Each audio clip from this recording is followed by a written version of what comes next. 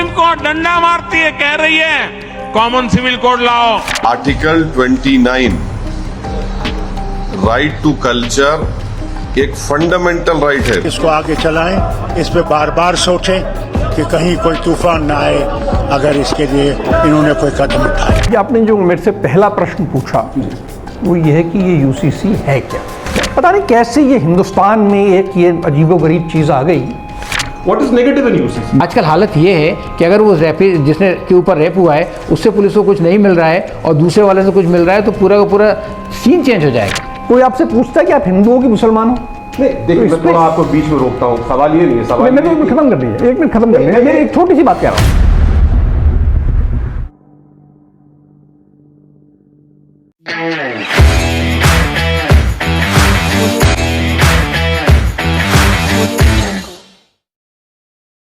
नमस्कार। Uniform civil code, समान नागरिक संहिता, कहीं ना कहीं ये विषय एक स्पष्टता मांगता है। एक ऐसा मानो सवाल है जिसका जवाब चाहिए। अभी भोपाल में आदरणीय प्रधानमंत्री नरेंद्र मोदी जी के आगमन में एक संदेश दे गए थे कि भारत एक परिवार है और क्यों ना पूरे परिवार के लिए एक ही कानून बनाया जाए। तो आजकल हम देख रहे हैं कि यूनिफॉर्म सिविल कोड के नाम पर ऐसे लोगों को भड़काने का काम हो रहा है।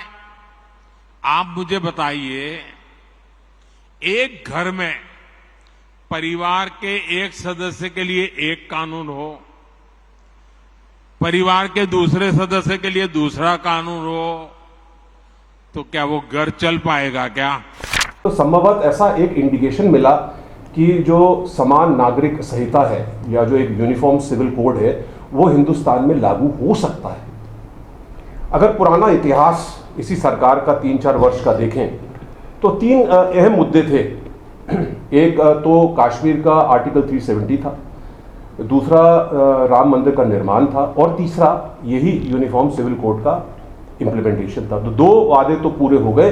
तो इसको देखते हुए मुझे ऐसा महसूस होता है कि ये भी एक संभवतः कुछ ही दिनों में लागू हो जाएगा। और इसकी पहल हरियाणा सरकार ने करी है, जिन्होंने एक ड्राफ्ट यूसीसी बनाया है जिसके लिए उन्होंने पेशकश करी है केंद्रीय सरकार को, और उम्मीद है कि बाकी प्रांत भी इसी ड्राफ्ट को लेके अपना एक ड्राफ्ट तैयार करेंगे। मेरे बाईं तरफ मेजर जनरल श्याम श्रीवास्तव जी हैं जो कि मैनेट के पास आउट हैं, मेरे सीनियर हैं और मैंने जैसे कहा बहुत ही मेरे आदरणीय हैं। आपकी आखिरी posting as ADG NCC Calcutta में रही। अनिल चावला जी हैं। अनिल चावला जी आईआईटी मुंबई से सन 1980 में पास किया इन्होंने मैकेनिकल इंजीनियरिंग में। उसके बाद 2000 के आते आते इन्होंने एलएलबी किया, एलएम किया और आज की तारीख में he is a practising corporate lawyer. तो आप दोनों का बहुत बहुत स्वागत है, अनिल भाई, श्याम भाई। अब मैं श्याम भाई से शुरू करता हूं। जैसे मैंने बताया कि एक स्पष्टता चाहिए होती है अपने को कि क्या है ये जो यूसीसी है, यूनिफॉर्म सिविल कोड है, क्या चीज है। श्याम भाई, अपन शुरुआत यहीं से करते हैं। What exactly, how do you interpret what is UCC, what is the uniform civil code? जैसा प्रधानमंत्री ने बताया जी, एक देश है, एक कानून होना चाहिए। बिल्कुल सही कहा है, कानून एक ही होना चाहिए। लेकिन ये जो कानून एक होना चाहिए, और हमारे पास आप देखिए एक देश जरूर है बट विसंगतियाँ भी बहुत सारी हैं। बहुत सारे हमारी जातियाँ हैं, बहुत सारे प्रांत हैं, बहुत सारे ट्राइबल्स हैं, बहुत सारी चीज़ें हैं जो अपने अपने उसके अंदर जा रही हैं। और इन सब के ऊपर भी संविधान ने इन सब का देखरेख की है और उनको सुरक्षित भी रखा हुआ है। लेकिन उनका कहना भी ठीक है। लेकिन जब भी कभी हम एक कानून बनाने की बात करते हैं तो उसके इंटेंशंस अच्छे होना चाहिए, प्रायोरिटी होना चाहिए, समय होना चाहिए, और जिस तरह से हम बढ़ा रहे हैं कब उस कानून को लाना है इस बात की भी हमारे को जानकारी होना चाहिए। अभी क्या हो रहा है कि जैसे प्रधानमंत्री जी कह रहे हैं, जैसे आप बोल रहे हैं कि इतनी सारी चीज़ें लेके आई गई हैं, उसका राजनीतिक उपयोग किया जा रहा है। मतलब ये उसके पीछे ये नहीं है कि हमें एक कानून बनाना है। जब एक कानून बनाना होता है और जब इतनी सारी विसंगतियाँ होती हैं तो पहले एक इन्वायरमेंट तैयार करना पड़ता है। पहले उन लोगों को भी जो अपने आप को समर्पित करना चाहते हैं, जिनके साथ छेड़खानी होती है, वो लोग भी इस बात के लिए तैयार होना चाहिए। और तैयार क्यों होंगे? जब आपको लगेगा कि किसी के साथ अन्याय हो रहा है, जब आपको लगेगा कि किसी को हमें जस्टिस दिलाना है, उन सब चीज़ों को ध्यान में रखते हुए आप क्यों किसी कानून को बदलना चाहते हैं? इतने दिनों से चला आ रहा है, सब कुछ करके आप क्यों चाहते हैं? हम इसलिए चाहते हैं कि हम इसको इम्प्रूव कर सकें। अगर किसी महिलाओं को या किसी और को हमको ऐसा लगता है कि हाँ भाई उनके साथ में अन्याय हो रहा है, उनको पूरा न्याय नहीं मिल रहा है, तो उस कानून के अंदर हम ला सकते हैं। लेकिन अभी क्या हो रहा है, आज देश किस हालत के अंदर है आप देखिए। हमारी प्रायोरिटीज़ दूसरी हैं।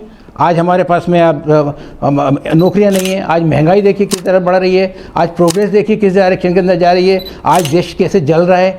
उन सब के बीच में क्या ये प्रायोरिटी है कि हम एक और नई चीज़ शुरू कर दें जिससे कि जो लोग उसके अंदर बैठे हुए हैं वो और सामने आकर के उन सबको बिगाड़ने की कोशिश करें? तो पहली बात तो ये है कि एक कानून होना चाहिए, सहमति इकट्ठा करके होना चाहिए। बाबा साहब अम्बेडकर ने भी जब संविधान बनाया था उन्होंने कहा था कि हाँ भाई समय आने के ऊपर हम लोगों को सबको मिल करके लोगों के वो मिला करके इसको कानून को बनाना चाहिए। और वो समय अभी नहीं है। इस समय जो है हमारी प्रायोरिटी दूसरी होना चाहिए। इसका इलेक्शन का उपयोग करके फ़ायदा उठाने के लिए ये कानून नहीं बनाना चाहिए, ये मेरा कहना है। ओके, मैं अनिल चावला जी के पास जाता हूँ। अनिल, आपने अभी मेजर जनरल श्याम श्रीवास्तव को सुना, उनका ये कहना है कानून ज़रूर होना चाहिए, कानून देश की एक प्रोग्रेस के लिए होना चाहिए, पर वक्त गलत है। अभी आपका क्या विचार है इसके बाद? पहले तो ये यूसीसी क्या चीज़ है वो ज़रूरी है कि जिसके लिए, जैसे मैंने शुरुआत कर दी, स्पष्टता एक भारतीय नागरिक को नहीं है, जैसे अभी श्याम भाई ने बताया। तो क्या एक तो थोड़ा उसके बारे में खुलासा करिए। दूसरा, क्या आप इनसे सहमत हैं कि अभी वक्त सही नहीं? तो आपने जो मेरे से पहला प्रश्न पूछा वो ये है कि ये यूसीसी है क्या। एग्जैक्टली। इसमें जो मुख्य बात है वो सिविल कोड। पता नहीं कैसे ये हिंदुस्तान में एक ये अजीबोगरीब चीज़ आ गई कि सिविल कोड मतलब शादी ब्याह तलाक का मामला है। ये बिल्कुल गलत है। देखिए, लगभग बहुत सारे मुस्लिम कंट्रीज़ में, इजिप्ट से ये शुरुआत हुई और बाकी सब में एक किताब होती है जिसे सिविल कोड कहा जाता है। 1949 में इजिप्ट में सिविल कोड बनाया गया। उसके बाद उसी मॉडल को लेके सूडान में, लीबिया में, इराक में, लगभग कमोबेश सभी मुस्लिम कंट्रीज़, जो वेस्ट एशियन कंट्रीज़ हैं, नॉर्थ अफ्रीकन कंट्रीज़ हैं, उसमें कुछ एक्सेप्शंस हैं जैसे सऊदी अरेबिया है, उनको छोड़ दें, बाकी सब में ये सिविल कोड लागू हुआ। और इस सिविल कोड में क्या विषय इंक्लूड किए गए, पहले हम ये समझ लें क्या वो इंक्लूड करते हैं और क्या नहीं करते। इसमें सिविल लॉ है, कमर्शियल लॉ है, लेकिन फैमिली लॉ नहीं है। अच्छा, ओके, ठीक है। जैसे अभी हम लोग जो पढ़ते हैं अनिल भाई कि उसमें तलाक आता है, शादी आता है, सक्सेशन आता है, पता नहीं कहां से आ गया। ये आपका मतलब है ये सिविल कोड में इंक्लूडेड ही नहीं है? देखिए, सिविल कोड जो बाकी देशों का है जी, हम उसको देख के समझेंगे ना कि सिविल कोड किसे कहते हैं। उन देशों में ये इंक्लूडेड नहीं है। अब ये इन्होंने मॉडल कॉपी किया फ्रांस से। फ्रांस में भी सिविल कोड में फैमिली लॉ नहीं है। इजिप्ट ने कहा कि हमारा सिविल कोड जो है उसमें फैमिली लॉ जो है नहीं इंक्लूड होगा और family law will be governed by the customary law.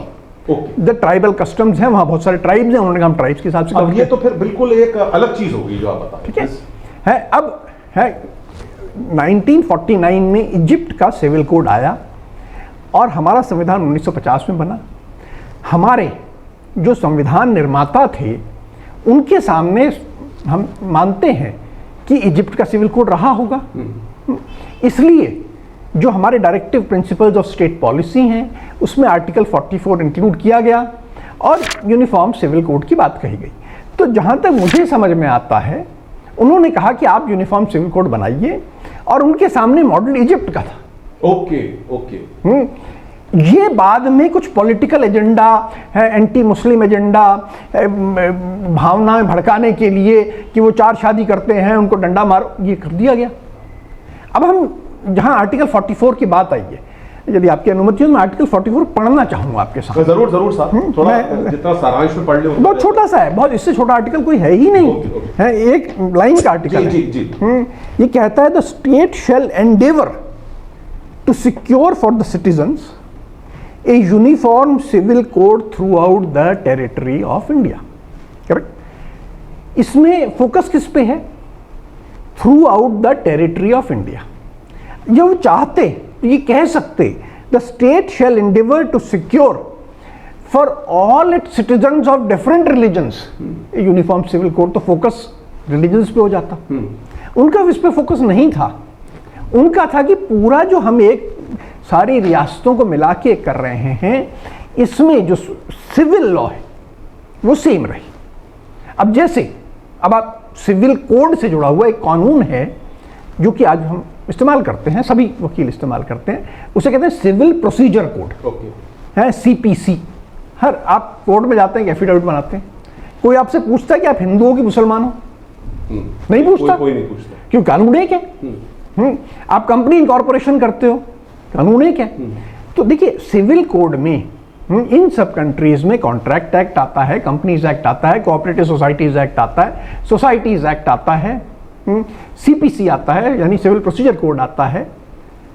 हम एफिडेविट बनाने जाते हैं, हम तो नहीं लिखते मेरा धर्म ये है, क्यों? क्योंकि we are governed by the same civil code. How are you trying to have this implication done on the UCC जो आप ये अभी बता रहे हैं? देखिए कुल मिला के हम पहले ये डिसाइड करें, हम ये माने पहले कि हमारे यहां पहले ही यूनिफॉर्म सिविल कोड है, as long as you do not include family law as part of it. अच्छा फिर एक मैं आपको एक छोटा सा प्रश्न पूछना चाहूंगा, दोनों बैठे हुए हैं। शाहबानो केस 1978, जिसके बाद बेसिकली यूसीसी का जो एक मसला था उछला, वो तो एक बड़ा पर्सनल मैटर था। देखिए अब अपन आ जाए, मान लीजिए आप जो बात कह रहे हैं जी, शाहबानो केस तो एक डाइवोर्स का मामला था, देखिए तलाक का मामला था। देखिए डाइवोर्स का भी है, डाइवोर्स का एक आपने उदाहरण है, मैं आपको और भी दे सकता हूं। यदि हम मान लें कि जो एक चर्चित था, जो व्यूअर जिससे अपने आप को रिलेट कर सकते, मैं आपको एक दूसरा देता हूं, ठीक है? और रिसेंट मैं ये कह रहा हूं तो ये भी तो एक पर्सनल मैटर था। मैं बिल्कुल पर्सनल है, मैं मान रहा हूं उसको, इनकार नहीं कर रहा, और उसी को आगे बढ़ा रहा हूं आपकी बात जी, कि अगर हम फैमिली लॉ को यूनिफॉर्म सिविल कोड या सिविल कोड के अंतर्गत मानते हैं और हम यूनिफॉर्मिटी के लिए प्रयास करना चाहते हैं जी, तो देखिए ये एक यात्रा है, एक जर्नी है, और हमें छोटे छोटे स्टेप्स लेने पड़ेंगे। एक स्टेप हमें लेना पड़ेगा। एक उदाहरण आपने दिया, मैं भी एक उदाहरण देता हूं। अभी सरकार एक कानून लाई जिस 3 तलाक पे लाई। जी, प्रॉब्लम क्या है 3 तलाक की? पहले प्रॉब्लम समझ लें और उसके बाद हम देखें कि सरकार ने जो किया वो क्या किया। प्रॉब्लम ये है कि एक शादीशुदा पुरुष अपनी पत्नी को बिना विधिवत तलाक के, विधिवत तलाक मतलब जो कि लीगली अप्रूव्ड है, उसको अपनी पत्नी को छोड़ देता है। जी, मुसलमानों में वो 3 बार तलाक कहता है, जी, हिंदुओं में वो 3 बार तलाक भी नहीं कहता और छोड़ देता है। नहीं, हिंदुओं में तो प्रोसीडिंग बहुत लंबी रहती है। नहीं, पर हमारे यहाँ अगर आप दोनों को कंपेयर कर रहे हो तो जो तलाक बोलता है वो नहीं, पर देखिए वो छोड़ना नहीं हुआ। देखिए वो अलग रह रहे हैं, एक बात अलग है, बट छोड़ा है। देखिए ये जो ऐसे बीइंग मैरिड, मेरा मानना है कि 3 तलाक में the woman has a right to get remarried. इस तरह छोड़ देने में तो वुमेन के पास राइट भी नहीं कि वो रीमैरिज कर ले, which is much worse than 3 तलाक। अब इस विषय पे देखिए, मैं हमारा विषय क्या है, I am giving an example. मेरा कहना ये है कि यदि सरकार यूनिफॉर्म सिविल कोड पे इतनी गंभीर थी, अच्छी बात है, अब गंभीर है, बहुत अच्छी बात है, तो इसी पे जो प्रॉब्लम को हम 3 तलाक ना कह के हम कहते problem of abandonment of spouse either by husband और by wife without a legal divorce. Legally acceptable divorce नहीं है और एक ने दूसरे को छोड़ दिया। इस समस्या के लिए हमें कानून बनाना है। मान लीजिए हमारे पास एक इशू होता है। नहीं, देखिए मैं थोड़ा आपको बीच में रोकता हूं, सवाल ये नहीं है, सवाल मैं खत्म कर दीजिए, 1 मिनट खत्म कर लीजिए। मेरी एक छोटी सी बात कह रहा हूं मैं। मेरी बात ये नहीं है कि क्या कानून होना चाहिए, मेरी बात ये है कि अगर हम इसके लिए प्रयास करते, सरकार इसके लिए डिबेट करती और एक कॉमन कंसेंसस बना के एक ऐसा कानून बनाती जो कि सारी कम्युनिटीज के लिए लागू हो जाता, so that would have been the first step. एक पहला कदम होता यूनिफॉर्म सिविल कोड की ओर कि हमने एक ऐसा कानून बनाया जो सभी कम्युनिटीज पे लागू होता है, और हम फिर एक एक विषय पे ऐसे बढ़ते जाते। जो आपने कहा, मेजर जनरल साहब ने कहा कि एक प्रोसेस से गुजरना चाहिए, टाइम नहीं है, डिबेट नहीं है, मैं हमेशा कहता रहा हूं कि 70 साल से जो लोग हल्ला मचा रहे हैं यूनिफॉर्म सिविल कोड का, मैं उनके पास जाता हूं, हाथ जोड़ के कहता हूं कृपया एक ड्राफ्ट तो बना दीजिए अपना। उन्होंने ड्राफ्ट नहीं बनाया 70 साल में, इसमें बात नहीं करना चाहते, केवल एक डंडा लेके एक डंडा घुमाना चाहते हो, ये तो ठीक नहीं है।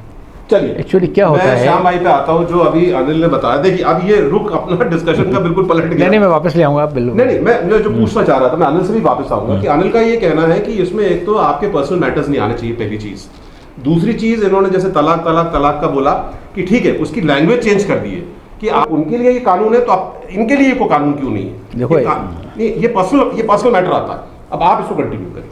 देखिए, एक तो अनिल जी ने जो कुछ भी बताया, आप उसके पीछे देखिए कितनी गहरी मतलब सोच है ना, मतलब करके किया है। और ये मैटर ऐसा नहीं है कि वो ऐसा कर सकते हैं और ये ऐसा क्यों नहीं कर सकती। सवाल ये कि इतने सालों से चला आ रहा है, उन्होंने अपना सोच करके किया है। तलाक देने के बाद में उसके प्लस माइनस पॉइंट दूसरे होंगे, नहीं होने के अपने प्लस माइनस पॉइंट अलग हैं। अभी हम उन सब विषयों पर इतनी चर्चा नहीं कर रहे, क्योंकि जो सामने दिख रहा है एकदम से, अगर प्रधानमंत्री जी आकर के ये बताना चाहते हैं कि भाई हम सिविल कोड लागू कर रहे हैं, और उसके अंदर जो पीछे का दिख रहा है कि ये सिर्फ 4 चीज़ें हैं, जैसा इन्होंने अभी बताया कि 4 मैरिज और 1 मैरिज और जैसा कुछ करके हो रहा है, तो उस हिसाब से अगर देखेंगे तो ये पूरा राजनीतिक बन जाता है, इलेक्शन जीतने का एक मुद्दा बन जाता है। जो कि एक मिनट मेरी बात सुनिए, वो नहीं होना चाहिए। होना क्या चाहिए, मेरी बात तो सुनिए। अब वो हो रहा है, इसलिए मैं आपको बाईपास करके नहीं, बाईपास अगर मैं वही कह रहा हूँ कि ये बाईपास हमने नहीं करना, बाईपास उन लोगों ने करना जिनके पास अधिकार है बाईपास करने का, जो बाईपास कर सकते हैं, जो जनता के सामने खड़े होते हैं, जो जनता को बता सकते हैं, उन लोगों का ये अधिकार है। और उसी लिए कहते हैं कि बजाय ये करने के, जैसा अभी एक प्रोसेस है, हमें क्या करना है, हम क्यों चाहते हैं ये सब कुछ होना चाहिए। हम चाहते हैं कि हमारा देश इंप्रूव हो, हमारे यहाँ सबको समान अधिकार मिले, हमारे यहाँ लोग खड़े हो सकें, किसी के ऊपर अत्याचार नहीं हो। और उसके लिए ये जो बात है, ये जो सिविल कोड की बात कर रहे हैं, ये बिल्कुल भी ज़रूरी नहीं है। प्रोसेस जो बोल रहे हैं, मतलब नेगेटिव क्या है? नेगेटिव अभी मैं आपको नेगेटिव, बिल्कुल नेगेटिव। अगर अपन पॉलिटिकल राजनीतिक इंटरफेरेंस को छोड़ दें, अनिल के पास भी आऊंगा इस सवाल में, what is negative in UCC? Negative अभी ये है कि वही जो सबसे पहली बात बताई कि आज हम इसके लिए तैयार नहीं है। इसका एक प्रोसेस होता है, आप सारे लोगों को उठा करके खड़ा कर दें आपस के अंदर, हिंदू मुस्लिम ने बोला कि we should go step by step, वो तरीका best, step by step. Number 1, number 2 सबके कॉन्सेंस लेकर, बिकॉज आज आपका इतने सारे धर्म हैं, इतनी सारी जातियां हैं, इतने सारी प्रजातियां हैं, हर एक जगह के ऊपर लैंग्वेज चेंज हो जाती है।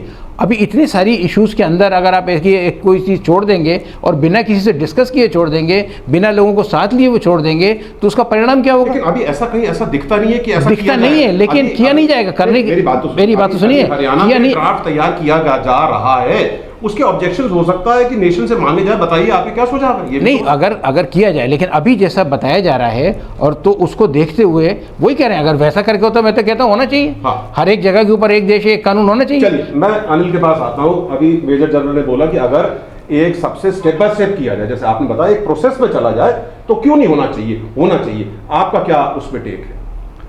देखिए, मेरा एक वकील होने के साथ साथ जी, मैं हिंदू विषयों का अध्ययन करता हूँ, पढ़ता हूँ। जो हिंदू कोड बिल 50 के दशक में आया, उस समय सारी हिंदू पार्टियों ने उसका विरोध किया था। क्या था साथी हिंदू कोड बिल? अगर आप थोड़ा सा हल्का सा खुलासा करें। उल्टा हमने 2 बातें उसमें, सबसे बड़ी बात हमने उस समय जो एक्सेप्ट की वो थी मोनोगैमी। कि मोनोगैमी का हिंदी में भी बता दीजिए, मतलब सिंगल मैरिज और एक पुरुष का एक स्त्री के साथ ही विवाह होगा, यानी एक स्त्री एक पुरुष के अलावा। It's a very straight jacketed notion कि मैं आपको एक स्टैटिस्टिक्स देता हूँ जी, कि जब ये मोनोगैमी हमने एक्सेप्ट किया, उस समय एज पर यूएन स्टैटिस्टिक्स जी, जी, हमारे देश में रेप का स्टैटिस्टिक्स था 0.5 पर 100,000। ओके, ठीक है। उसके बाद से ये बढ़ते बढ़ते आज 4 गुना हो गया है, 2 पर 100,000 हो गया। यूएस में और यूरोप में ये स्टैटिस्टिक्स है अराउंड 32 पर 100,000। ठीक है। हमें कहीं ना कहीं ये सोचना चाहिए कि हमने उनका मैरिज सिस्टम अडॉप्ट किया और हमारे यहाँ रेप बढ़ गया। तो कहीं ना कहीं हमें इस पर पुनर्विचार करना चाहिए। हम और ज्यादा उत्साह से उनकी नकल करते हुए करते जाएं। देखिए, ये जो यूसीसी का इशू है, जब आप फैमिली इश्यूज पे जाएं तो कहीं ना कहीं हमें एक बात करनी पड़ेगी कि जो यूथ की सेक्सुअल अर्ज होती है उसको आप कंट्रोल कानून कितना कर सकता और कितना नहीं कर सकता। हम सोचते हैं कि निर्भया कांड जो हुआ वो पुलिस की कमजोरी से हुआ। सच बात यह है कि सेक्सुअल ऑफेंसेस में पुलिस जो है बाद में कुछ कर सकती है, पहले कुछ नहीं कर सकती। और जो पहले करने का काम है वो हमारे फैमिली लॉज का है। वी हैव टू क्रिएट, हमें ऐसे परिस्थितियां निर्मित करनी है जिससे कि ये सेक्सुअल वॉल्केनो ना बने। ये पिछले 60 सालों में जो हमने मोनोगेमी को एक्सेप्ट किया है, इससे पूरे समाज में एक सेक्सुअल वॉल्केनो आया। ऑल्टरनेट क्या है इसका, सुझाव क्या है? देखिए, हमें अपने पारंपरिक, हम 10,000 साल से एक हमारे समाज के रूप में जीवित थे और हमारे यहाँ रेप केवल 0.5 पर 100,000 था। तो हमें उसको सीखना पड़ेगा ना। आज हम केवल हल्ला मचाते रहे कि कॉमन होना चाहिए और हम वेस्ट की नकल कर लें और कहें कि सब वेस्ट की नकल कैसे कर रहे हैं? मोनोगेमी तो हम वेस्ट की नकल कर लें। देखिए, ना हिंदू ना मुस्लिम मोनोगेमी में नहीं है। एक पत्नी प्रथा दोनों में नहीं है। मुसलमानों में 4 पत्नी प्रथा है, हमारे यहाँ भी है, 2 है, 3 है, 4 है, सब अलाउड है हमारे यहाँ। तो हम एक टाइम पे तो अपने यहाँ एक ही पत्नी रख सकते हैं ना हिंदूज में? Only after 50s, only after 1950। Okay, ये जो हिंदू कोड बिल आया उसके बाद, हिंदू मैरिज एक्ट के बाद, उसके बाद ही बात कर, उसके पहले तो नहीं था। उसके पहले नहीं तो हमारा समाज स्वस्थ था। हमने 2-3 चेंजेस किए पर्सनल लॉस में। एक मोनोगेमी लाए, दूसरा हमने एक बहुत अजीब चीज लाए कि हम पॉपुलेशन कंट्रोल करने के लिए मैरिज की एज बढ़ाती चले गए। ये एक अलग मूर्खता थी। उसके बाद आज की स्थिति ये है कि we are the only country where legally premarital sex is encouraged. It's encouraged? Yes. How? Because the age of consent और एज ऑफ मैरिज में बहुत बड़ा फर्क है। कानून कहता है कि आप ये एज ऑफ कंसेंट के बाद आप सेक्स कर सकते हो, लेकिन शादी नहीं कर सकते। This is ridiculous. सो ये हमारे समाज को, जो हम देखिए, हमारे समाज में जो मोरालिटी के पीछे है जो है, ये सेक्सुअल इश्यूज बहुत इंपॉर्टेंट है। No doubt, but I think we are, don't you feel we are deviating from the basic UCC? UCC includes all this. अगर आप ये नहीं करोगे तो यूसीसी में आप फैमिली कोड निकाल दीजिए, फिर तो कोई बात ही नहीं है। हमारे पास यूसीसी है। आपका ये सुझाव है कि इसमें से जो फैमिली कोड है वो बाहर निकाल देना चाहिए? नहीं, अगर आप अभी तक हम निकाले आए हैं। देखिए, इस देश में कंसेंसस रहा है पिछले 75 साल से कि UCC will not include family loss.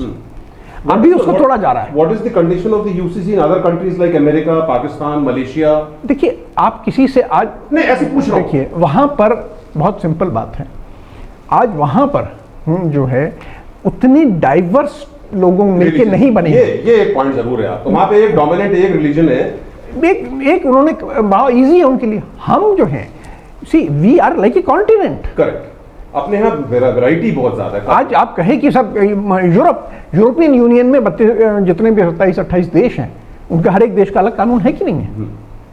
On family matters each one is different. Yes, we are like the unified US में मतलब डिफरेंट स्टेट्स के डिफरेंट कानून है। अगर आप कैलिफोर्निया में जाओ, रेनो में जाओ, दे डिफरेंट। व्हाट अनिल भाई says seems to be a good point कि अपने यहाँ कंट्री में डाइवर्सिटी इतनी ज्यादा है, बिल्कुल ठीक है, एज कम्पेयर टू जैसे पाकिस्तान में लागू है। तो पाकिस्तान में एक पर्टिकुलर रिलीजन डोमिनेंट है, अपने यहाँ वेरियस रिलीजन्स बहुत ज्यादा है। श्याम सर, तो what is your opinion on that? What is your take on that कि क्या personal law, personal family life को? देखो, मैं आपको बताऊं, पहले क्या है, हर एक रिलीजन के अपने अलग दर्शन होते हैं, अपने अलग कस्टम्स होते हैं। आप अलग चले जाएं, ट्राइबल्स हैं, उनके सबके अलग होते हैं।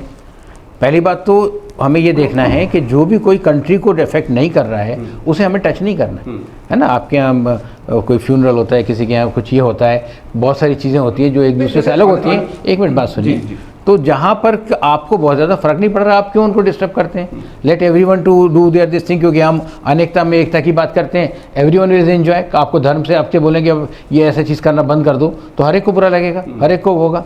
लेकिन अगर कोई चीज़ कंट्री को एज ए होल अफेक्ट कर रही है और हम उसको चाहते हैं कि मतलब उसके अंदर ऐसा हो कि सारे लोग एक जैसा ही करें और किसी को एडवांटेज या डिसएडवांटेज नहीं हो, उसको भी हमने बहुत केयरफुली करना है। उसको हमने मतलब ऐसा करके नहीं कर देना है कि जिससे तूफान बच जाए हमारे देश के अंदर। मतलब that only those things can only B think of and can be included otherwise. जैसा अभी इन्होंने बताया अनिल जी ने, सिविल कोड जो है, जो कोड है, वो बाकी सारी चीज़ों में फैमिली के अलावा कोई फ़र्क नहीं पड़ता, क्योंकि सारे लॉ, सारे रूल्स, सारे नियम एक जैसे ही हैं और एक जैसे में हम अमेंड भी करते हैं, चेंज भी करते हैं, लेकिन अपने आप को देखते हुए, अपनी कंट्री को देखते हुए, अपनी प्रोग्रेस को देखते हुए, वो सब हमारी प्रायोरिटी होती है। तो पहली बात तो वो होना चाहिए, और दूसरी बात जो है, इन सब मुद्दों को जो होते हैं अपनी प्रायोरिटी रखना चाहिए। जो आज हमारे पास सबसे ज़्यादा ज़रूरी चीज़ें हैं, जो मतलब वो मतलब अभी आकर के आज मतलब हाँ प्रधानमंत्री ने बोल दिया है, तो हम मतलब उसी के ऊपर सारा कुछ। आपका कहने का मतलब है अभी वक्त नहीं है बिल्कुल भारत में कि अभी जो अपना बिल्कुल ठीक है वो चल रहा है। आमिर भाई, आपका इसमें क्या टेक है? देखिए, मैं इसमें एक बात बहुत महत्वपूर्ण आपने कही, एक शब्द कहा, मैं उसको जोड़ना चाहूँगा। नहीं, जरूर। आपने ट्राइबल्स का जिक्र किया। बहुत कम लोगों को ये जानकारी है कि हिंदू मैरिज एक्ट, हिंदू बाकी लॉज जो हैं ट्राइबल्स पे अप्लाई नहीं होते। बिल्कुल। आज जब आप यूसीसी की बात करते हैं, पहले कृपया आप सारे हिंदुओं के लिए तो ये कानून बना लीजिए। अब हिंदुओं के लिए तो ये कानून है नहीं। क्या डाइवर्सिटी भी है हिंदू कानून में? एक आध एग्जांपल बताइए। हर ट्राइबल का अपना पर्सनल लॉ प्रिवेल्स। ट्राइबल्स को हमारे हिंदू मैरिज एक्ट से कोई लेना देना नहीं है, ठीक है।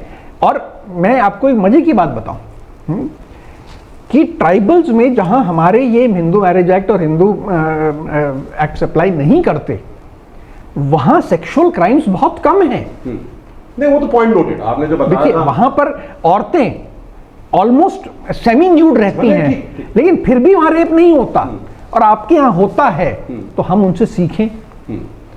वहां पर जब सेकेंड मैरिज होती है, आप छत्तीसगढ़ चले जाएं, अगर मैरिड आदमी है, वो दूसरी औरत को अपने घर ले आया, तो पहली औरत मालूम क्या करती है? उस दूसरी औरत को अपने पास बिठाती है चौके में और बोलती है, तू तो यहां बैठ, तू तो मेरी बहन है, हम दोनों मिलके इसको मारेंगे। वो मतलब this is not a legal matter, वो फैमिली के अंदर रिजॉल्व हो जाता है। तो जब वहां पर बाईगैमी के पॉजिटिव रिजल्ट्स हमें ट्राइबल में मिल रहे हैं, तो हम उसको स्टडी करके हम क्यों ना अडॉप्ट करें? That is a very different issue. We are coming to a issue which is a little different. What I am saying is कि जैसे इसमें कई जो अपने यहाँ जो कास्ट्स हैं या कई लोग हैं, कुछ सेगमेंट ऑफ सोसाइटी हैं, वो डर रहे हैं कि यूसीसी आ जाएगा तो हमारा नुकसान होगा। उस केस में क्या नुकसान हो सकता है? अगर चलिए मैं कह रहा हूँ यूसीसी आ गया, समान नागरिक संहिता आ गया, लागू हो गया, भाई पहले ही आपने अपना, तो हिंदुओं ने अपना नुकसान तो कर लिया है 50 में। हमने यहाँ रेप हो रहा है, हम डंडा लेके घूम रहे हैं, और हमारी औरतों पे जो अत्याचार हो रहे हैं पिछले 60-70 सालों में, आप देख लीजिए डाउरी हरासमेंट कितना बड़ा है, रेप्स बड़े हैं, वुमेन की पोजीशन खराब हुई है। हमने अपनी तो बर्बादी कर ली, अब जो इससे बाहर है हम तुम्हारा भी बर्बादी करेंगे। ये तो कोई अच्छा एटीट्यूड नहीं है। नहीं, क्या ये तो आपने एक सिंबॉलिक बोल दिया, लिटरली बताइए ना क्या नुकसान हो सकता है? मैंने बताया ना, ये जो विमेन की पोजीशन खराब हुई है हमारे हिंदू समाज में हुई है ना। I do not think that the rapist should only be treated as a criminal. He is a product of a system, वो एक पूरे सिस्टम का प्रोडक्ट है। नहीं, जैसे अनिल भाई मैं जिक्र कर रहा था आपसे शाहबानो केस का, जिसमें आपने कहा कि अपन अपने हिंदूज के कल्चर को तो संभाल नहीं पा रहे, क्योंकि जब से 1950 में ये हिंदू लॉ अपन ने चेंज किया। अब जैसे शाहबानो केस में उसको तलाक बोल दिया, बुजुर्ग महिला थी और she was without any money. Shah Bano case के सुप्रीम कोर्ट के वर्डिक्ट से उसको पैसा मिलना शुरू हुआ, तो क्या ये महिला के लिए एक हित वाली चीज नहीं थी?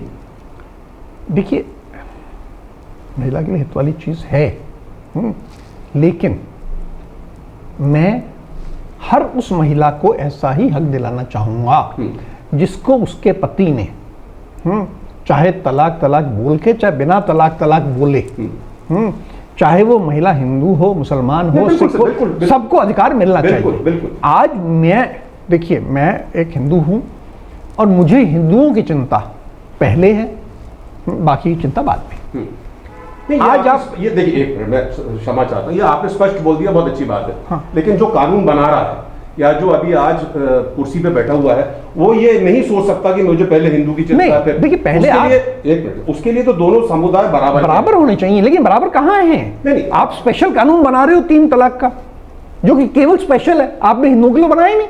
क्यों नहीं बनाया? नहीं, अभी जो 3 तलाक का जो कानून बनाया गया, अभी तो यूनिफॉर्म करना चाहते हैं ना। नहीं, आप उसी को बना देते हैं यूनिफॉर्म। क्यों नहीं बनाया आपने यूनिफॉर्म? किसके लिए? अपने लिए? हिंदुओं के लिए भी। हाँ, वो एक देखिए, वो भाई हिंदुओं में आज हर गांव में, हर शहर में, आप किसी गांव में, छोटे से छोटे गांव में चले जाओ, आपको 2-3 लड़कियां ऐसी मिलेंगी जिनको कि उनके पति ने छोड़ दिया है और बेचारी को खाने के पैसे नहीं है और पति ऐश कर रहा है। तो ये कानून मिलने से क्या उस महिला की सेफगार्डिंग नहीं होगी? ये अभी 3 तलाक से तो नहीं हो रही है, वो हिंदू है।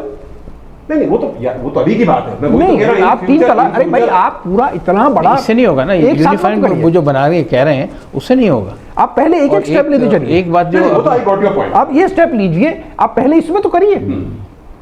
आप ऐसी हर महिला को जिसको की उसके पति ने छोड़ा है, मैं देखिए, मैं एक बहुत वैलिड पॉइंट है, मैं हर एक की चिंता कर रहा हूं। आप केवल, आपको मुस्लिम महिलाओं की बड़ी चिंता है और आपने 3 कानून बना दिया और हिंदुओं की चिंता नहीं है, और फिर आप यूनिफॉर्म सिविल कोड की बात करें तो दोगलापन है। बिल्कुल सही बात है। आप दोगलापन मत करिए। आप पहले दिखाइए कि एक बात आपने जो बोली थी, जो रेप के लिए आप बता रहे हैं कि जो परसेंटेज बढ़ गया है कुछ है, मैं ये मानता हूँ कि उसके लिए कानून व्यवस्था डेफिनेटली मतलब उसके लिए रिस्पॉन्सिबल है। बिकॉज होता क्या है कि ये सब चीज़ें हर एक के मन में कुछ भी करने की इच्छा होती, लेकिन जब तक सख्त कानून नहीं होता है, जब तक मतलब ये लोग ठीक से काम नहीं करते हैं, तब तक वो लोग ऐसा करते रहते हैं। लेकिन जैसे ही बनता है उससे डेफिनेटली रिडक्शन होता है। देखिए इसमें और एक वो भी एक बहुत बड़ी कारण है। देखिए एक बात आपको मैं कहूंगा, मेरे होते हुए जाइए, हाँ। मैं बीच में बैठा हूं। मैं आप एक इंजीनियर के साथ इतने नामी वकील है, कॉर्पोरेट वकील है, don't you feel, I agree with Shyam भाई, कि अपने यहाँ लीगल प्रोसीजर कितना लंबा रहता है भाई। एक चलिए रेपिस्ट पकड़ा भी गया तो पहले तो उसकी गवाही, फिर उसके विटनेसेस, फिर वो 10 साल के बाद फिर डिसीजन आता है। और पुलिस को उससे कुछ मिलता नहीं है। मेरे को एक बात बताइए, 1950 में आज के मुकाबले पुलिस कम थी कि ज्यादा? नहीं, आज तो ज्यादा है। आज ज्यादा है ना? हाँ। तो फिर पॉपुलेशन ही बहुत बढ़ गई है। पॉपुलेशन के रेशो में भी नहीं अनिल जी, मैं आपको बताऊं अनिल जी इंक्रीज हुआ। नहीं Anil ji, I don't agree with you on this. पहले पुलिस कम थी, बट पुलिस का प्रभाव बहुत ज्यादा था। आज पुलिस बहुत बढ़ गई है, पॉपुलेशन ही बहुत बढ़ गई है, लेकिन जैसा एनवायरनमेंट चल रहा है उसके अंदर मैं तो कहता हूँ, अगर पकड़ेगी, और आजकल हालत ये है कि अगर वो जिसने के ऊपर रेप हुआ है उससे पुलिस को कुछ नहीं मिल रहा है और दूसरे वाले से कुछ मिल रहा है, तो पूरा का पूरा सीन चेंज हो जाएगा।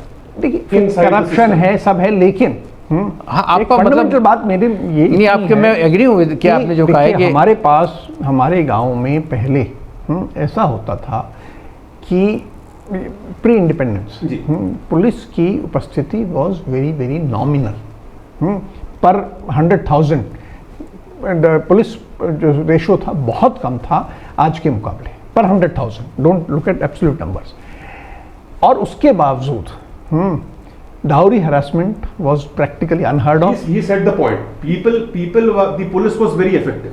The police effective के The judiciary was very effective. नहीं, देखिए ये एक थ्योरी है आपकी कि डर से अपराध रुकते हैं। मैं मानता हूं कि डर से अपराध रुकने का जो काम है वो सेकंड स्टेज है, उससे पहला स्टेज है। बिल्कुल ठीक है, कानून पहले, आपके मन में वो इच्छा ही पैदा नहीं होती। आज यूएस में पुलिस जो है पर 100,000 इंडिया से कम 10 गुना ज्यादा है, एंड है 20 टाइम्स मोर रेप्स। भाई उनकी जुडिशरी बहुत एफिशिएंट है, फिर भी रेप होता है। तो ये भय से आप सेक्सुअल अपराध रोकने की जो बात होती है वो नहीं रुकता। आपको पहले सेक्सुअल सेटिस्फैक्शन प्रॉपर हो हर इंसान का, देखिए ये चिंता करनी पड़ेगी। देखिए वो तो बड़ा डिफिकल्ट है और वो मुद्दा तो मैं यहाँ उठाना भी नहीं चाहूंगा। पहली चीज, दूसरी चीज, पॉपुलेशन इतनी बढ़ गई है अनिल, जो पॉपुलेशन जैसे श्याम श्रीवास्तव जी ने बताया 1950 से 1940 में, see where the population is going, where the poverty is going. पहले माँ बाप इतने संस्कारित होते थे, बच्चे के साथ वक्त गुजारते थे, उसको सीख देते थे। आज एक एक परिवार में, देखिए अपनी भी गलती है, एक एक परिवार में गरीब के घर में 6-6, 7-7 बच्चे हैं। जब हम उन सारे विषयों पे आएंगे तो उन पे बात करेंगे। अभी हम बात कर रहे हैं as jurisprudence. I'm attributing that also to the increase in population. देखिए those are some factors, पर जो आज हम जिस विषय पे लेके बैठे हैं as people who are looking at jurisprudence, people who are looking at law making, as intellectuals of the society, हमारे सामने लॉ की बात है और लॉ मेकिंग की भूमिका, creating the right system Correct. is the subject today. Correct. And I believe that the society, जो भी कानून पिछले हमने सिस्टम अडॉप्ट किया इन 50s, that has failed the society. Okay, बस मैं वही कहने वाला था कि आप बिल्कुल एडमेंट हैं मोनोगामी में। शुरू से आपने जैसे कानून बताया और आपने जो नंबर ऑफ वुमेन पे अत्याचार हुए उसके जो रेशो बताया, तो आपका काफी हद तक एक जो न्यूक्लियस है या एक जो सुई टिकी हुई है वो मोनोगामी में टिकी हुई है। वो आपके पास मैं आखिरी कंक्लूजन पे आऊंगा। श्याम भाई, हाउ डू वी कंक्लूड? जैसे आपने जिक्र किया, अपन क्या संदेश देके अपने दर्शकों को आपका ये शो अंत कर सकते हैं? मेरा तो सीधा विचार है कि ये जो समय है ये अभी इसके लिए नहीं है, सिविल कोड के लिए। और इस देश को इस समय बहुत सारी दूसरी चीज़ों की ज़रूरत है। पहले वहाँ कंसंट्रेट करें। यहाँ पर इसके लिए भी हम देखेंगे कौन कौन से होते हैं, और पहला। और दूसरा, हम जब भी कभी इन चीज़ों में हाथ डालें तो हमें बहुत ही निष्पक्ष होकर के काम करना चाहिए। जैसा आपने बताया, स्टेप बाय स्टेप निष्पक्ष और पॉलिटिकल इश्यूज़ के साथ में सारी पार्टीज को एक साथ करना चाहिए, और भी इसके जो एक्सपर्ट हैं उनको मिला करके तब इसे विषय के ऊपर बात करना चाहिए। बिल्कुल, तभी हम जो है इसमें सच में कुछ लेकर के आ सकेंगे। अदरवाइज जो है वो अपने स्वार्थों के अंदर उलझ के रह जाएंगे। अनिल भाई, your last conclusion on the implementation of UCC, yes और no? And if yes, how do we do it, and if no, why not? See, in principle UCC is a good thing, in principle. पर उसके बाद जो major general साहब ने कहा, मैं उससे पूरी तरह सहमत हूँ। मैं उसको केवल दूसरी तरह से कहूँगा कि इस विषय पे बहुत ज़्यादा सोच विचार, डिलिब्रेशंस की ज़रूरत है। और इसके लिए हमारे समाज के केवल पॉलिटिकल वर्ग को ही नहीं, बल्कि यूनिवर्सिटीज़ को, रिसर्चर्स को, एकेडमिशियंस को, थिंकर्स को इस विषय पे बहुत खुले मन से विचार करना चाहिए। हमें अपने पिछले 70 साल को रिव्यू करना चाहिए, एक एक समाज के प्रैक्टिसेस को भी करना चाहिए, और फिर डेलिब्रेशंस के साथ डिस्कशंस, आपस में बातचीत, और फिर एक कंसेंसस बिल्डिंग के अप्रोच से हमारे देश को इस दिशा में आगे बढ़ना चाहिए। यस, लेकिन एक झटके में डंडे की मार से कर देना वो ठीक नहीं है। देखिए साहब, कंक्लूजन, मेरे बाजू में मेजर जनरल श्याम श्रीवास्तव जी बैठे हुए हैं, इंजीनियर लॉयर अनिल बैठे हुए हैं। दोनों का कंक्लूजन ये है, और मेरे तो इन दोनों का कंक्लूजन आपको प्रेजेंट कर रहा हूं। मेरा भी कंक्लूजन ये है कि यूसीसी बहुत अच्छी चीज है। It is good for the nation को बांध के रखेगा, एक यूनाइटेड फैमिली की तरह रहेगा। लेकिन जैसे दोनों की राय है, एक सेंसिटिव इशू है, अपने को स्टेप बाय स्टेप चलना चाहिए, प्रोसेस में लेना चाहिए। जैसे अनिल ने बहुत अच्छा बोला कि जितने रिलीजन्स हैं उनके जो गुरुज हैं या जो मान्यता रखते हैं और जो पब्लिक जिनको मानती है उनका एक कंसेंट लेना चाहिए। और जैसे श्याम जी ने बोला, वक्त थोड़ा नाजुक है। आज जैसे कुछ डिस्टर्बेंसेस हिंदुस्तान में चल रही हैं, तो हो सकता है एक अच्छे वक्त पे थोड़े दिनों के बाद सब संयम हो जाए और पूरी सबकी सहमति के साथ आना चाहिए। लेकिन व्यू यही है दोनों पैनलिस्ट का, यह है कि यूसीसी आना चाहिए। Thank you so much Shyam भाई, and thank you so much Anil भाई। Hi, hope you liked this episode of Cook Speaks. Our sincere effort to get such masters again and again, different fields, maybe it's sports, art, culture, music, theatre, any field, the masters should be there on Cook Speaks. We require your help to go more wider on a larger canvas. Subscribe to our channel, press the bell icon.